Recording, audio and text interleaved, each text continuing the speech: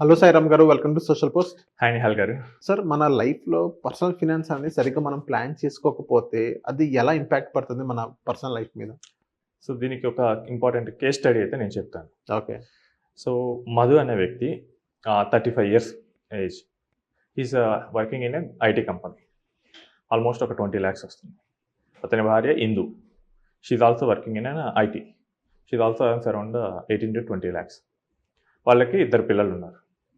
ఒకరు third class, ఒకరు sixth class చదువుతున్నారు. సో, ఆ ఫ్యామిలీకి ఏంటంటే చీకు చింత లేకుండా హాయిగా గడిచిపోతుంది. సో, మధుకి ఏంటంటే ఒక హోమ్ లోన్ ఉంది అరౌండ్ 40 లాక్స్. అండ్ దానికి ఏంటంటే ఇన్సూరెన్స్ ఉంది. Loan against insurance.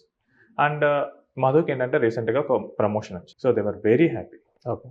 బట్ అతనికి ఏంటంటే టర్మ్ ఇన్సూరెన్స్ ఒక 50 లక్షలు మాత్రం ఉంది. అది కూడా ఏంటంటే ఎప్పుడో బిఫోర్ మ్యారేజ్ తీసుకున్నారు. వీళ్ళు ఏంటంటే మెయిన్‌గా ఫోకసింగ్ ఏంటంటే present living in the moment మీద ఫోకస్ చేసేవాళ్ళు. అండ్ ఏదైనా ఇన్వెస్ట్‌మెంట్‌లో కూడా ఏంటంటే రియల్ ఎస్టేట్ వాటి మీద కొంచెం ఫోకస్ చేసుకున్నారు. అందరిలాగే వాళ్ళు గడుస్తుంది. బట్ మనకి మొన్న ఈ సారీ కట్. బట్ రీసెంట్‌గా ఏమైందంటే కార్డియాక్ అరెస్ట్ అయింది మధుకి. సో, కార్డియాక్ అరెస్ట్ అయ్యి he was no more. So, మొత్తం హ్యాపీగా ఉన్న ఫ్యామిలీ ఒక అనుకోని సంఘటన. అంటే హి వాస్ వెరీ హెల్తీ. ఏమీ హ్యాబిట్స్ లేవు. బట్ బై లైఫ్ స్టైల్ అది జరిగిపోయింది. ఇప్పుడు ఆ ఫ్యామిలీ సిచ్యువేషన్ చూస్తే సో, ఓన్లీ 20 లాక్స్ ఇప్పుడు ఆమెకు మాత్రమే, ఇందుకు మాత్రమే వస్తుంది. అంతకుముందు మొత్తం 40 లాక్స్ ఇన్కమ్ మీద వాళ్ళు రన్ చేసేవాళ్ళు.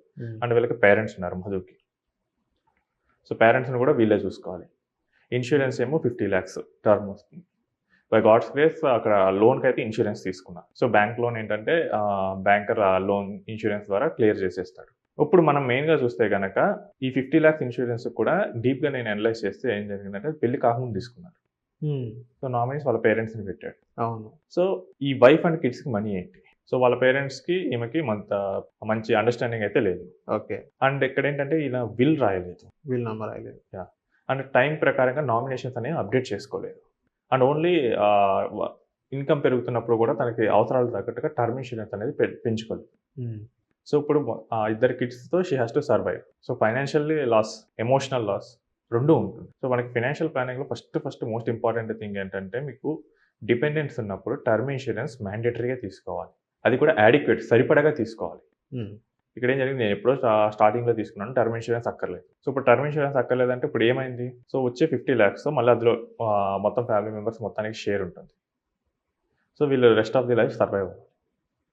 అంతకుముందు 40 లాక్స్ ఇన్కమ్ వచ్చే ఫ్యామిలీ ఇప్పుడు 20 లాక్స్‌కే పడిపోయింది. అవును. నెక్స్ట్ వీళ్ళకున్న కమిట్మెంట్స్ ఏంటి? సో, ఇవన్నీ ప్రాబ్లమ్ అవుతాయి.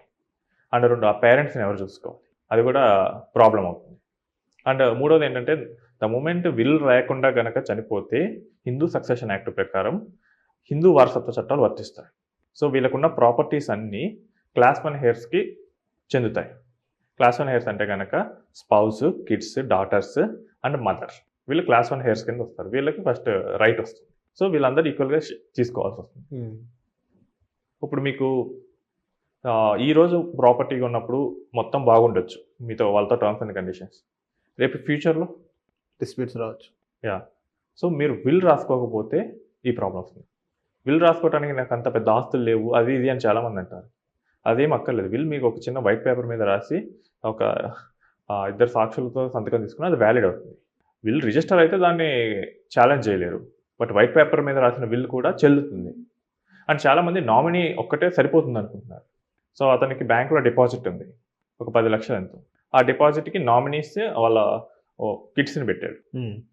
ఇక్కడ నామినీస్ ఏంటంటే జస్ట్ వాళ్ళు లీగల్ గార్డియన్స్ మాత్రమే. ఆ మనీ రియల్‌గా లీగల్ హెయిర్స్‌కి చెందుతుంది. ఓకే. చట్టబద్ధమైన వారసులకు చెందుతుంది. ఈ వారసులు ఎవరు? మళ్ళీ లీగల్ బ్యాటిల్‌కి వెళ్ళాల్సి వస్తుంది. సో, ఏమీ లేకుండా ఈజీగా వెళ్ళాలంటే గనుక మీరు విల్ రాసుకుంటే ఈజీ అయిపోతుంది. ఓకే. విల్ ఎప్పుడు నామినేషన్‌ని ఓవర్ రైడ్ చేస్తుంది. ఓకే. అండ్ వీళ్ళ లాంగ్ టర్మ్ ఇన్వెస్ట్మెంట్స్ అన్నీ ఎలా పెట్టుకున్నారు?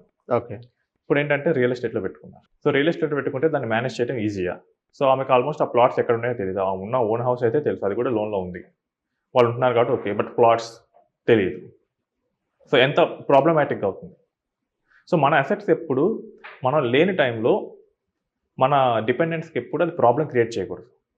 ఏదైనా ఈజీగా మేనేజ్ చేసేటట్లు ఉండాలి. మీరు అదే హౌసెస్ ఉంటే గనక అది ఈజీగా మేనేజ్ చేస్తారు. అవును. మీకు లిక్విడ్ అసెట్స్ ఉంటే ఈజీగా బ్యాంక్ డిపాజిట్స్ ఎంత ఈజీగా మేనేజ్ చేయొచ్చు. అవును. సో మనం ఎప్పుడు ఈజీగా మేనేజ్ చేసేటట్లు మనం క్రియేట్ చేసుకోవాలి. అంతేగాని మనం లేని టైంలో మన తర్వాత వాళ్ళకి ప్రాబ్లమ్ వచ్చేటట్లయితే చేసుకోకూడదు. ఓకే.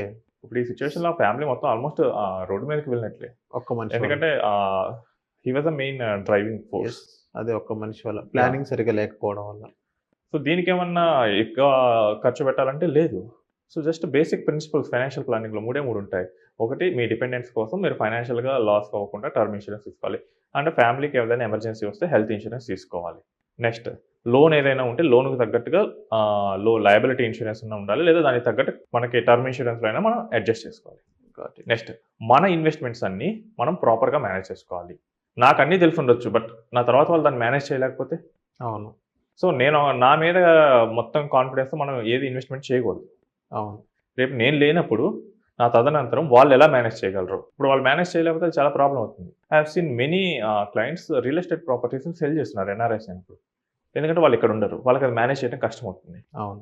బట్ వీళ్ళ పేరెంట్స్ ఏంటంటే ఫోర్స్ చేసి వాళ్ళున్నారు నేనున్నాను కదా! మీకేం కాదు కొనమంటారు. 10 ఆర్ 15 ఇయర్స్ తర్వాత వాళ్ళు ఓల్డ్ ఏజ్ అవుతుంది.